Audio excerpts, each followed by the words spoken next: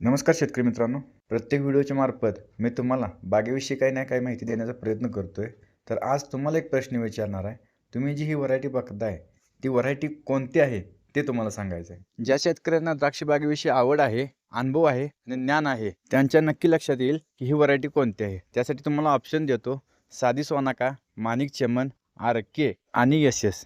तर या प्लॉटबद्दल सांगायचं झालं तर हा प्लॉट 78 दिवसाचा आहे आणि ह्या प्लॉटला ACS किंवा चिमा कोणताही स्प्रे घेतला नाही. जे स्प्रे घेतले ते आपल्या साध्या ट्रॅक्टरने घेतले, म्हणजे साध्या ब्लोअरने घेतले. आणि या प्लॉटचं नियोजन करणारा शेतकरी म्हणजे अगदी लहान वयाचा आहे आणि तो या वयात सुद्धा पूर्ण स्प्रेचं आणि ड्रिपला सोडायचं किंवा बाकीचं कामगारांचं नियोजन स्वतः करतोय. तर या प्लॉटविषयी थोडीशी माहिती त्याच्याच तोंडून ऐकून घेऊया. किती झाले प्लॉटला आज? 78. जे कशाने मारत आहे पूर्ण ट्रॅक्टरनं घरच्या आपले सेटिंगचं ते हा. तिन्ही होय होय आज किती झालं प्लॉटला? 78 दिवस 78.